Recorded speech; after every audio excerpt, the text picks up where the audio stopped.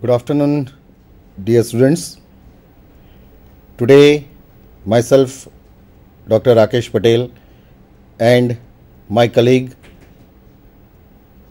Kiran Trivedi, both from R.G. Shah Science College, are here to discuss about a very interesting topic regarding the host defense. This is a topic related to the individual when he encounters certain kinds of illness. Now basically you must have heard the word immunity. Basically, if you see the term immunity, it is the state of having a sufficient or enough biological defenses in order to avoid infectious diseases or certain unwanted biological invasions. In other sense, you can say that how far our body can resist these pathogens, how can we avoid them, how our machinery in the body is involved in combating these harmful microbes. This all in one word refers to what we call it as a immunity. This immunity can be either innate, that is non-specific, or it can also be a specific one. The meaning of both these words is that in case of a non-specific immunity, it is a generalized immunity. It means it is not towards one specific pathogen, not for one particular bacteria. Instead, it is against all kinds of invading organisms, may it be bacteria, fungi, or any other organism for that matter. Then we have another word, what we call it as an immune system. It is a system which consists of biological structures and processes within the organism which protects against disease. It means that the body has evolved over a period of time various mechanisms in order to combat these organisms, in order to destroy these invading pathogens. So that system as a whole is known as immune system, and the status of the body is known as a immunity. Now what is the resistance? It is the ability of a body to ward off the disease, and that can be non-specific resistance or specific resistance. And finally, the word susceptibility. Susceptibility means how far an individual is vulnerable to the attack of these organisms, that is lack of resistance. Now there is a balance, seesaw balance between the infection and immunity. And whosoever is heavyweight, if immunity is heavyweight, then it will be able to kill the organisms and there will not be any infections. And in contrast to that, if the organisms or the infection wins, then we will be sick. So infection is nothing else but a disease, and that is directly related to the dosage of infections and virulence. This is entirely a different kind of a chapter that needs a separate discussion. So we will not be involved in those kinds of discussions at present. Instead, let us now come to a chart. As you can see this in the chart, that immune system basically can be divided into two categories, innate and adaptive. Innate means non-specific and adaptive means specific. Non-specific host defense systems includes primary and secondary line of defense, that is the first and second line of defense, while the adaptive one includes the third line of defense system. Both of these takes the help from either cellular components or humoral components which are present in the blood. Cellular components includes various different kinds of cells, body cells. Now the difference between the two is a major one. For innate, that is a non-specific immunity, no time lag is given. That is, no time lag is required. It is like a soldier who is on a guard on the border. He is always awake and therefore gives the reactions which are very immediate. Second one, it is never a specific kind of immunity for any particular organism. That is, it is not an antigen specific, and it has got no memory. While in case of adaptive immunity, there is a long lag period. It requires a time to build up. It is a specific against particular pathogen, and it has a memory in a sense that it remembers that this particular organism had invaded in past, and therefore it has got a circulating antibodies against that organisms in its system. Now, when we are talking about the innate, that is a non-specific host defense against infections, there are three categories or three sections under which we will be discussing this topic, and that includes various anatomical barriers, then the role of humoral components, and the role of various cellular components. These are the three things under which we will be discussing our topic of non-specific host defense systems. Anatomical barriers includes mechanical, chemical and biological factors, while humoral includes various proteins or various antimicrobial substances present in blood like complement, cytokinins and coagulation system of the blood, while the cellular components includes various phagocytic elements and various other cells which kills the pathogens as well as the dead cells or the bad cells of the system.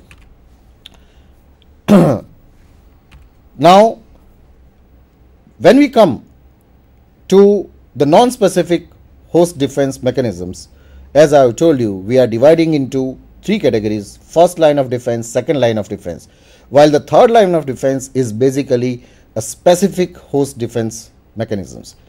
That is not the point of our discussion today. Instead, we will be discussing or concentrating on the first line and the second line of defense. First line of defense basically includes the skin and mucous membrane. That is, it prevents or it restricts the entry of pathogens into the system, into the host body. So, this is a barrier. How these organisms are prevented from entering into the body of an individual, that is what we call it as a first line of defense system. Now, if they are successful in breaking these barriers and if they are able to enter into the body, then the second line of defense come into the picture. The second line of host defense includes various cells which are present in our blood, lymph, and even at the site of entry. These cells, they try to kill these organisms. There are various mechanisms which have been evolved by our body, like increase in temperature, that is a fever. There are various mechanisms which are various proteins which are present in our blood which will kill these kinds of organisms. And if the organism is successful even in bypassing these kinds of defense mechanisms, then and then the specific defense mechanisms comes into the role, that is the third line of defense. We are not going to discuss about the third line of defense today. We are going to concentrate on first line and second line of defense systems. Now, when we are going to discuss about the first line of defense systems, I would like to hand over the discussion of this first line of defense system to Kiran madam. Thank you, Rakesh sir.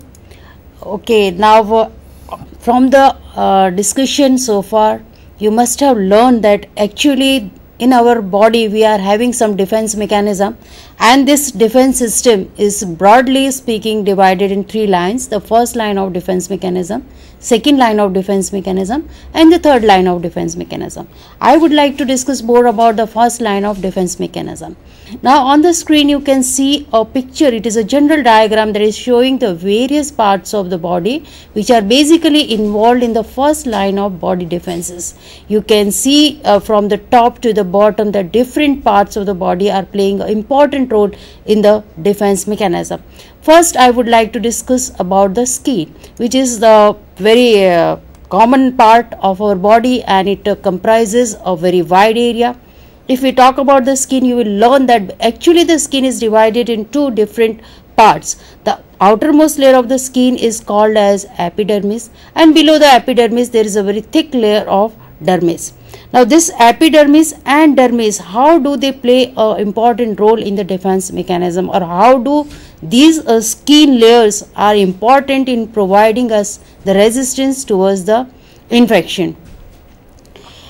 When we talk about the skin, as I have told you, the outermost layer is the epidermis. Epidermis is a very thin layer, and as I have told you that it consists of the Langerhans cells, dead cells and keratin. The keratin is very important because it can resist the weak acid and bases, it can resist the bacterial enzymes and toxins of pathogenic microorganism. Hence, the pathogen find it very difficult to enter into the intact skin. However, they can definitely enter if the skin is breached or broken somewhere. If we talk about the dermis layer, dermis is quite a thick layer. Actually, it consists of various kinds of cells, as you can see, and as I have told you that intact skin is a very good physical barrier for the entry of pathogenic microorganism. But some fungi, or we can call them as skin loving fungi, they can always invade the deeper layers of the intact skin. That is a very important thing. But sometimes the damage can also be done to the skin because of the bite of insects, animals, or due to some accidental penetration. In such cases, the pathogen may find a way out to enter into the skin. Coming to the next barrier of first line, mucous membrane. As you all understand that our respiratory tract, gastrointestinal tract, genitourinary tract, they are all lined with the mucous membrane. Now in mucous membrane there are two layers, the outer epithelial and inner connective layer. Epithelial layer actually secretes the mucus, which is very thick in nature, and it maintains the moist surfaces, and they can always inhibit the microbial entry because they are very thick in their consistency. So naturally the mucus will trap the pathogenic microorganisms, and but one can always say that they offer less protection as compared to the skin. Coming to the next mechanical defenses, in the same continuation with the mechanical defenses, there are several organisms which are capable of penetrating the mucous membrane. We can talk about some viruses, we can talk about some bacteria, as for example, papilloma viruses, Treponema pallidum, Enteroinvasive E. coli, and Entamoeba histolytica. These are the pathogenic organisms which can invade the mucous membrane. Other mechanical defenses, if we talk about, then they include the lacrimal apparatus, saliva, mucus, and nose hair. What is lacrimal apparatus? Actually, you know that blinking of the eyes and the washing and the continuous washing from the eyes prevents the microorganism or pathogenic microorganism from settling on the eye surface. As a result of that, we are not able to get any infection or disease. Similarly, when we talk about the saliva, constant production of saliva in the mouth keeps the pathogenic microorganism away from the teeth as well as from mouth. When we talk about the mucus, as I have told you that it is a thick secretion that traps many microorganisms, hence they find it difficult to enter inside the host. Lastly, there is a coarse hair inside the nose. These coarse hair inside the nose, they are coated with the mucus, so hence it serves as a filter for the dust, pollen and microbes. Next, we know in continuation with the mechanical defenses, it is a ciliary escalators. Mucous membrane may be equipped with some cilia, or sometimes it is without cilia. But when the mucous membrane is equipped with some cilia, the upward movement of cilia definitely removes the pathogenic microorganism from the lower respiratory tract. Similarly, the other mechanical defenses including coughing, sneezing, epiglottis, urination and vaginal secretions, they are in the same fashion. By using different secretions, they can remove the pathogenic microorganism from the host.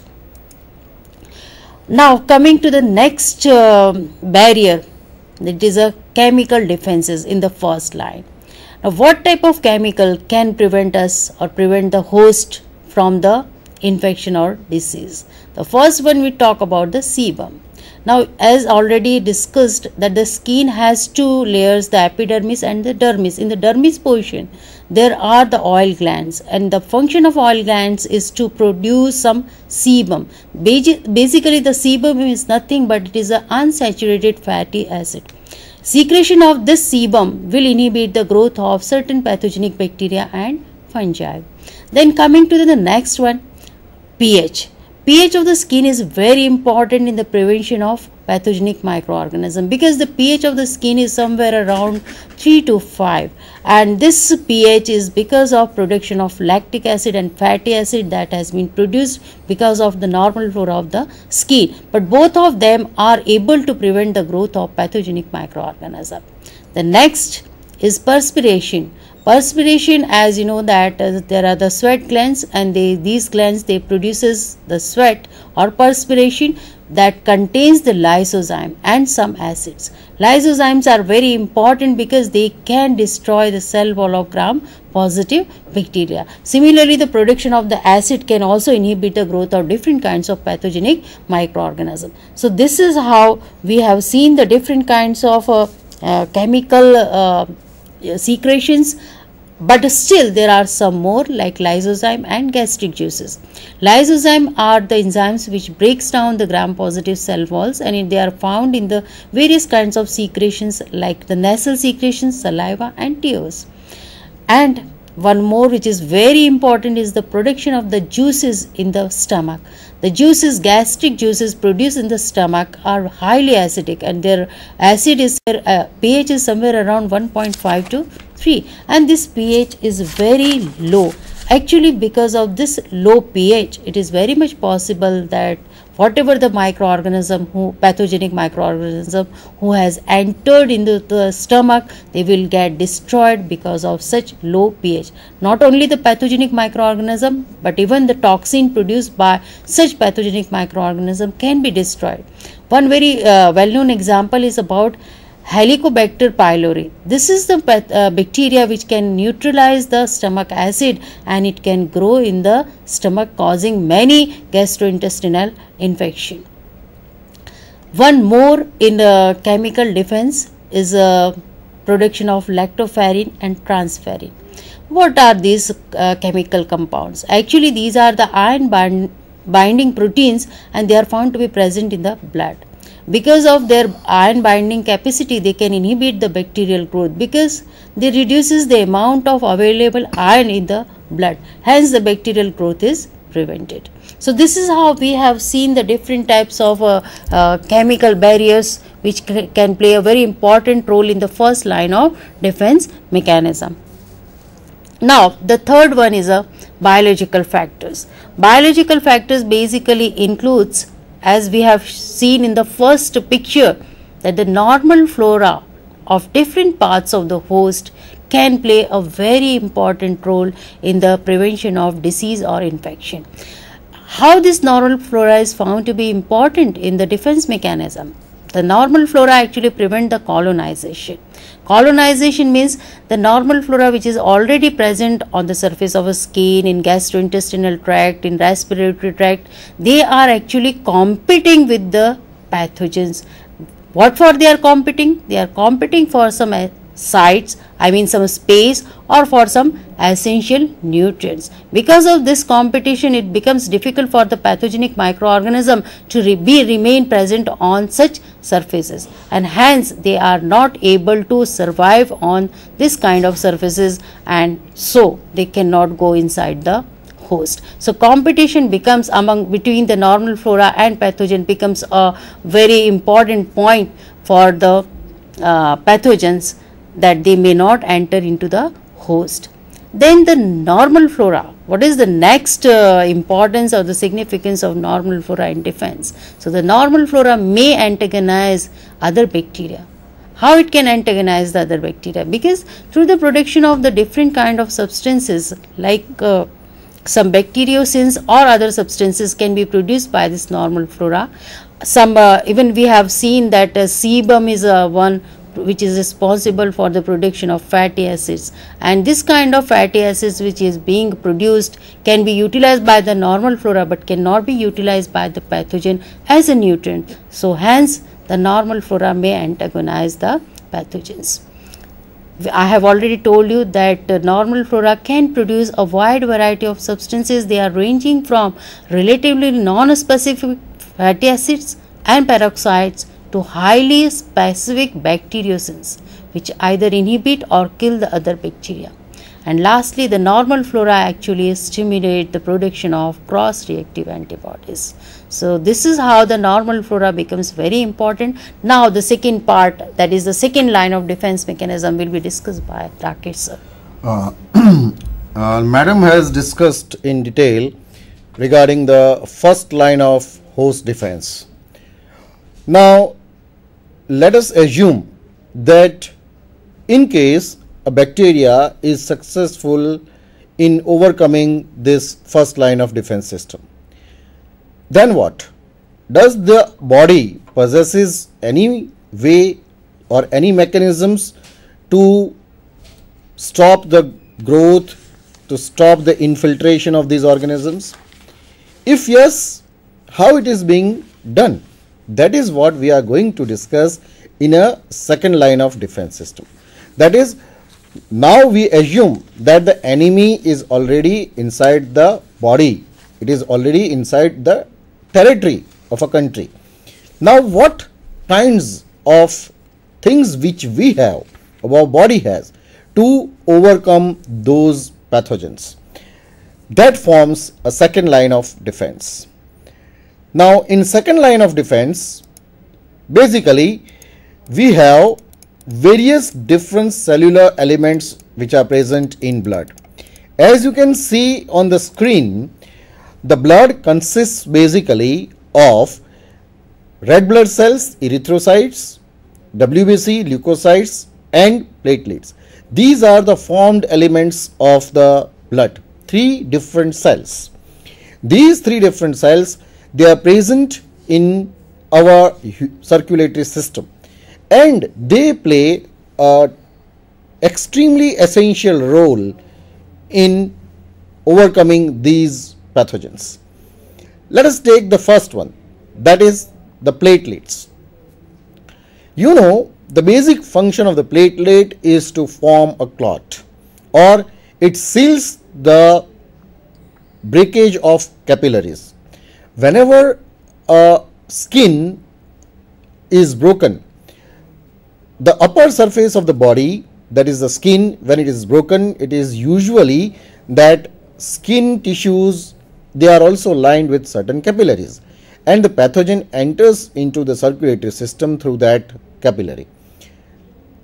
It has to be breached, it has to be penetrated, and as a result capillary has to be broken. So it is necessary for a cell, some cells like platelets, to seal those broken capillaries, and it is here the platelets come into action. Various proteins present in the blood like fibrinogen, and with the help of various other metallic and non-metallic elements, conversion of prothrombin to thrombin, which in turns convert fibrinogen to fibrin. As a result, network of fibers are established into which the platelets are trapped.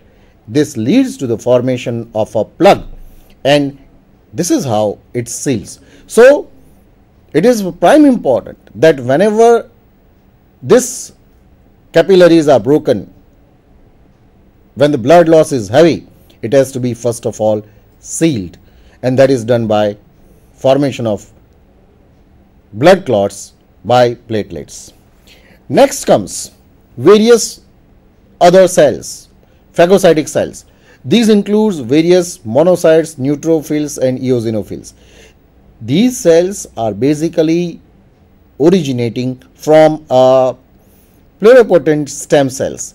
When the stem cells differentiates, it leads to the formation of various kinds of cells, and the three important one, that includes monocytes, basically nothing else. We call them as a macrophages also, neutrophils and eosinophils.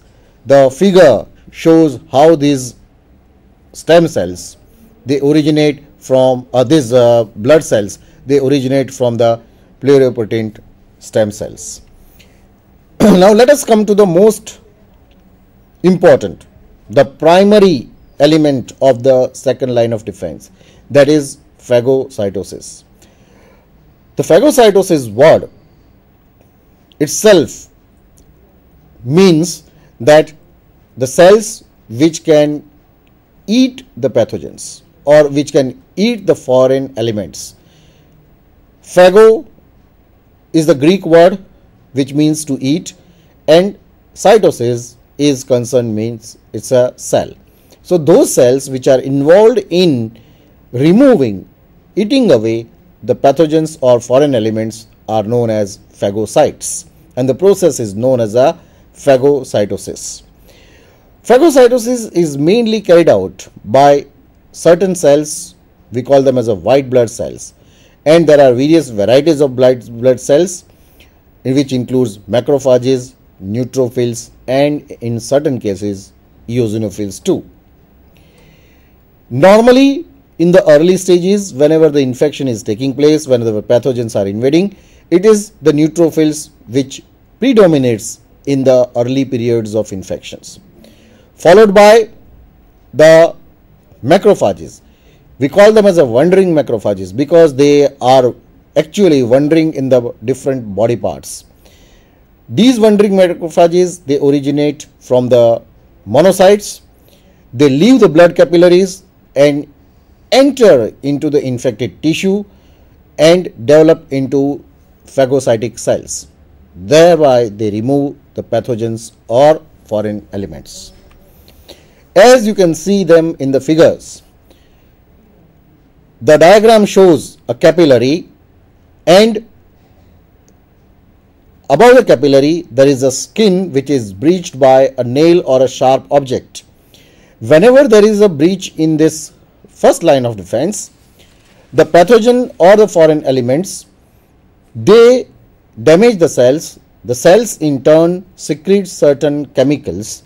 These chemicals, they send the signals to the capillaries, whereby the macrophages will now initially line up the capillaries, and through the capillaries, through certain very fine minute holes, they leave the capillaries and they enter into the tissues, and not one but thousands of them, they will try to combat, they will try to eat these cells.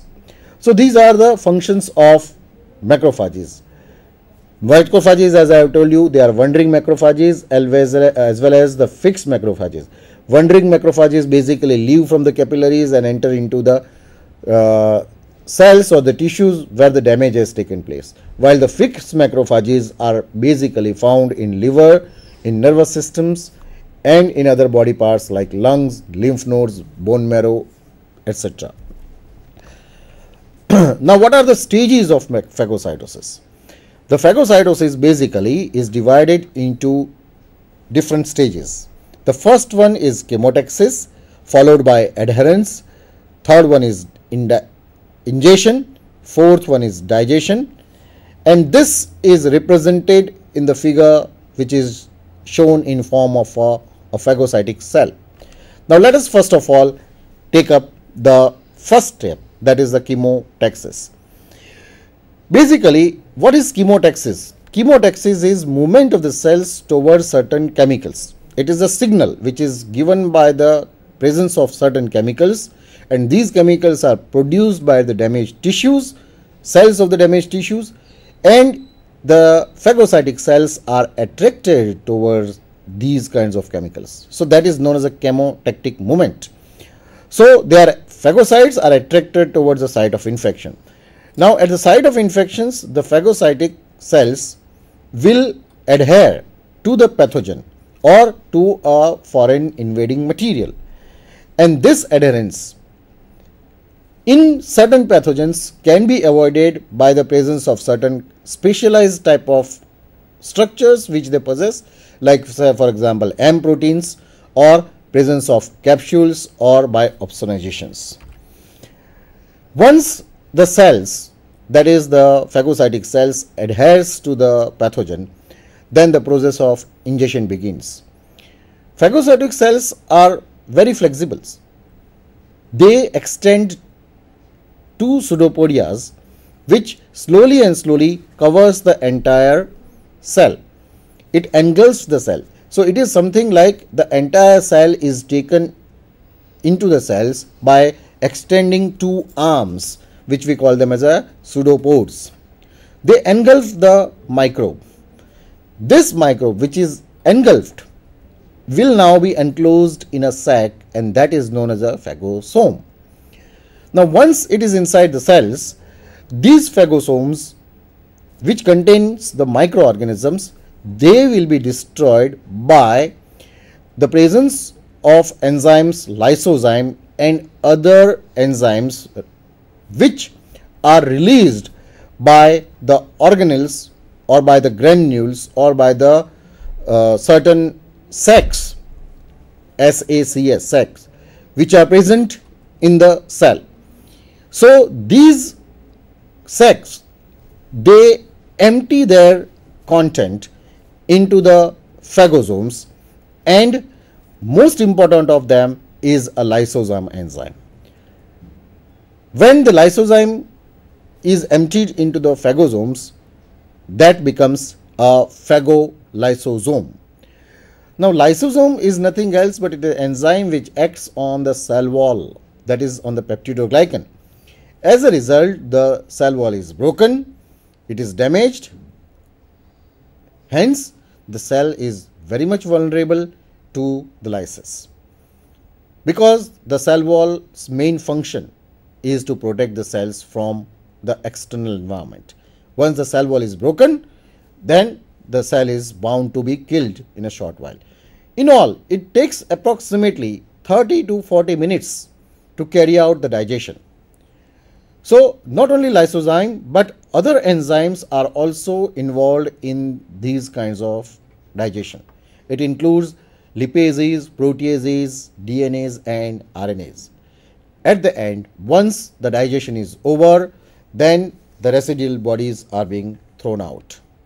This diagram in a stage wise illustrates the process of phagocytosis, which I have explained to you in detail.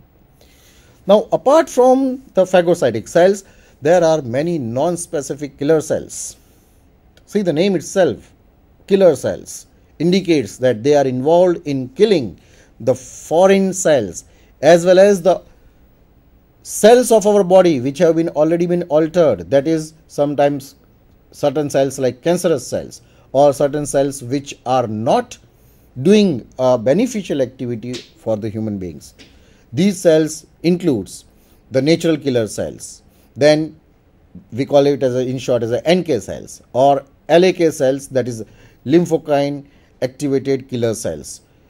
Third types of cells are ADCC cells, that is the K cells.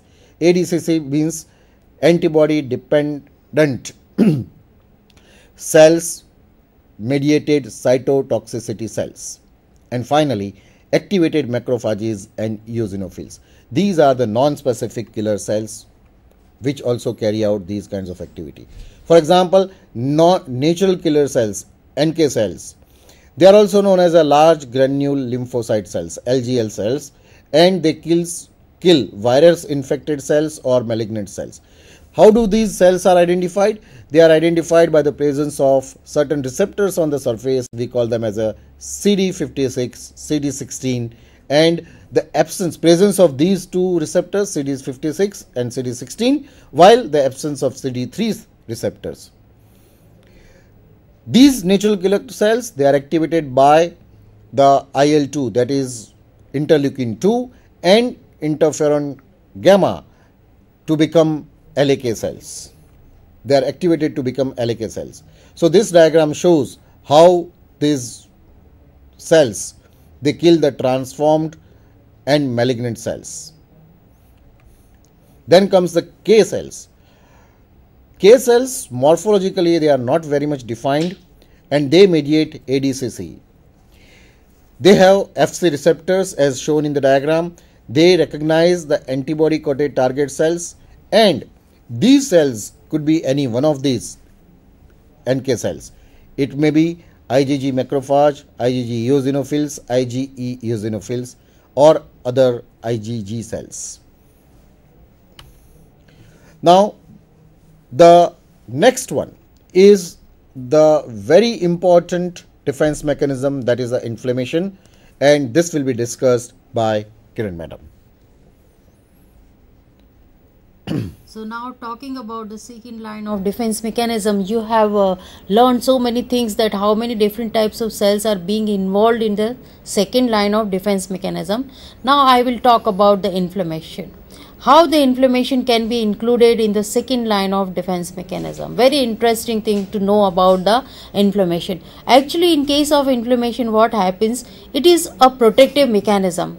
It is a protective mechanism of the host, and it is triggered whenever the person acquires some infection or there is some injury to the host. Then this kind of mechanism, inflammation, is being triggered off.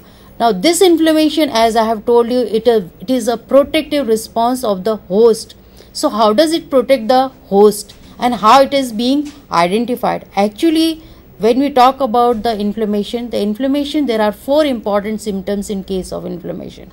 It is recognized by the redness, it is recognized by the pain, heat and swelling. These are the 4 important signs and symptoms on the basis of which we can say that the particular part is being inflamed. Now inflammation, what happens actually in the inflammation? In the case of inflammation, the body, there are 3 stages actually in the inflammation. The first one is called as vasodilation, second one is called as phagocytic migration, and third one is called as diapediasis.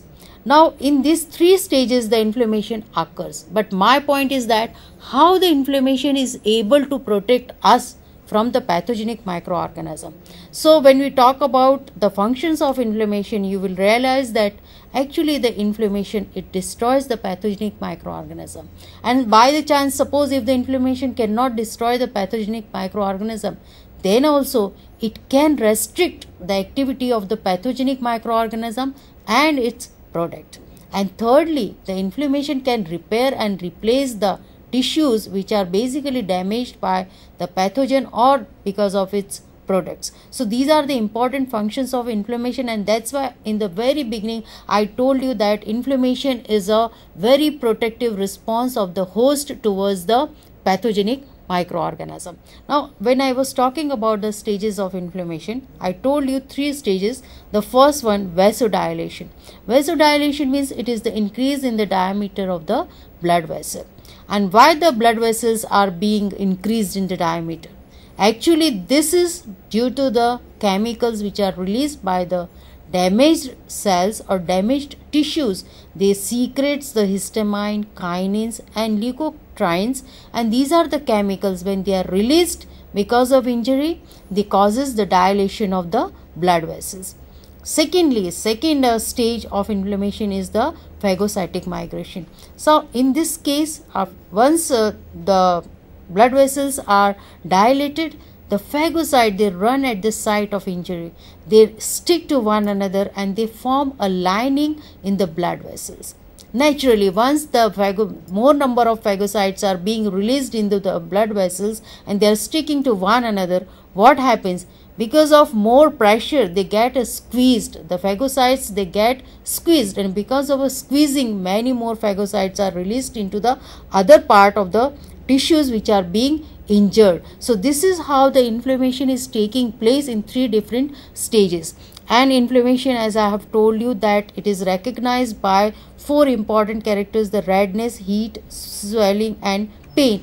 This all things happens because of running of the blood cells towards the site of injury. A large number of blood cells are running, the flow of blood is too much, so it causes the swelling, it causes the pain, it causes the redness and it causes the heat. So this is the mechanism for the inflammation, and from this picture you will very well understand that see the blood capillary, having the phagocytic cells, they are being lined up, and whenever any pathogen enters into the skin, the chemicals are being released from the injured tissues, and these are the chemicals which causes the phagocyte to run at the site of injury. This you can see very clearly from the purple color of the cells which are going running towards the site of injury. So this is how the inflammation plays a very important role in protecting the host from the pathogens. Now, the further discussions of compounds which are involved in the second line of host defense are the antimicrobial substances which are present in the blood. These compounds include the various proteins. The prime among them is the complement. Now, what is a complement? It is a kind of a serum protein which is present in every individual's blood, irrespective of the presence of a pathogen or not. It is always present. So, these complements, they participate in lysis or the killing of the foreign cells. This complement also adds to the inflammation and also helps in phagocytosis to a certain extent. How the complement functions? There are two pathways. We call them as they have been named as a classical pathway and the alternative pathway. These classical pathways are initiated by the immune reactions of the antibodies which are formed during the third line of defense systems, while the alternative pathway, it is initiated by direct interactions of the complement proteins with the pathogen's cell structure, that is microbial polysaccharides. Now, both these pathways, they form a complement protein. They cleave a complement protein which is known as a C3, and this C3 in turn triggers a series of events. Now, as seen in this diagram, how the C1, because complements, there are different kinds of complement proteins. They have been numbered as a C1, C2, C3, C5, C8, like this, on the order of the discovery and their functions. Now, when the cell is antibody is present on some cells, this particular C1 protein will recognize them and it will attach to the antigen, where the C1 binds to the two adjacent antibody proteins. As a result, what will happen? The C1 component will split into the two and will form C2 and C4, which are being splitted into C2A and C2B, while C4B and C4A. This in turn splits C3 into C3A and C3B. Now, this is very important in a sense that once the C3B is formed, this will react with factor D, factor P and other components of the complement and will finally drill a hole into the cell, into the pathogens. It will also give a distress signals to various macrophages which will flow from the capillaries towards the site of infection. So, this as a whole will lead to the three important things: cytolysis, inflammation, opsonization, and finally the inactivation of complement. Cytolysis is due to the complex formed by the complements which leads into the membrane attack complex, MAAC. As a result, a hole is drilled into the cell. Complement also calls for various components of the blood cells. Various chemicals are released like histamines, which increases the vascular permeability and the attraction of macrophages towards that particular point. Opsonization takes place because C3b binds to the microbial cell surface and will promote phagocytosis. And finally, various regulatory proteins that limits the damage of the host cells in a way by complement. So this is the figure which shows how finally a drill, as you can see in the last diagram, a hole is made in the cells. As a result, the vital materials of the cells will escape into the environment and the cell will be killed. Next comes the interference. The explanation of interference will be now finally be done by Kiranben. So now, in continuation with the antimicrobial substances playing an important role in the second line of defense mechanism, we would like to talk or discuss about the interferons. The question first that arises is that what are interferons? Actually, interferons are nothing but they are the antiviral proteins, and these antiviral proteins can interfere with the viral multiplication. I mean to say that interferons are the antimicrobial substances produced by the cell that has been attacked by the viruses. So those cells which are attacked by the viruses is able to produce some proteins, and these proteins has got some antiviral activity, and these proteins are very heat stable, they are resistant to low pH, but they are very important in the acute and short term infections. They have no effect on infected cell. I mean the cell which is attacked by the viruses will not be affected by the viruses, but the cell, infected cell, is going to produce some protein, and these proteins are released and the neighboring cell is then attacked by those proteins which are called as interferons. Interferons are not, they are not host, not virus specific, but they are the host specific. Interferon can be of three different kinds. They can be alpha, beta and gamma interferon, and looking at the screen you will realize that their role, what kind of role is being played by this kind of interferons. This is a simple picture to show you how the interferon are being produced by the infected cells. Apart from interferons, we also have a C-reactive proteins, that is CRP. C-reactive proteins are produced in the liver and they are produced in response to inflammatory molecules, that is the signals is provided by the inflammatory molecules. Now, CRP basically is a clinical marker which is used to assess for the presence of an acute infection as well as an inflammatory condition and its response to the treatment. Now, the basic functions of C-reactive proteins are it binds to the PC receptors of the pathogen and expose self-antigens. As a result, it will kill the pathogen.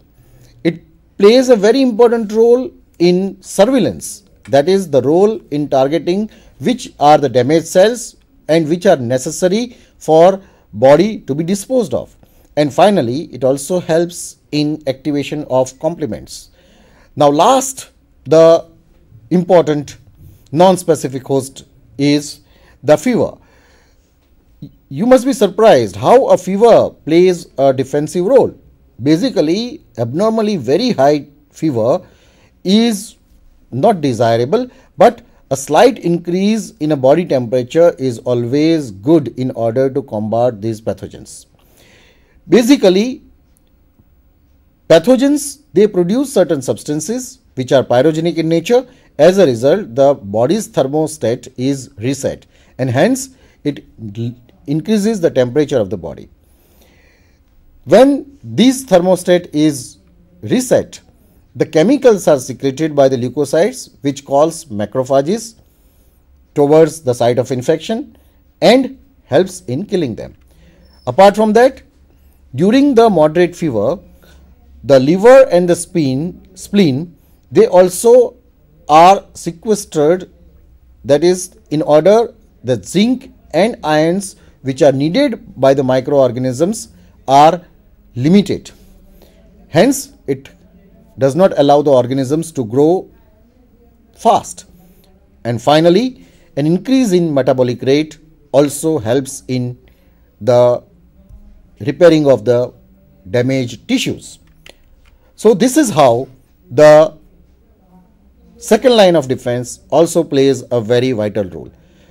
So in this lecture, we have discussed the primary and secondary line of host defense. Both of them, they are non-specific host defense procedures by which our body tries to kill the invading pathogens. This is a mechanism which has been evolved over a period of millions of years during the process of evolution.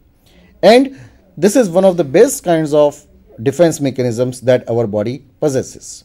So friends, I hope this lecture will help you in understanding the importance of various body parts in non-specific host defense. I would also like to acknowledge on my own behalf and on the behalf of Ms. Trivedi to the Commissioner, Department of Higher Education, Government of Gujarat, Professor Sarvaiya, the State Coordinator of BISEC Sindhan, members, staff members of the BISEC Studio for its excellent telecast of the lecture, and our colleagues in our department.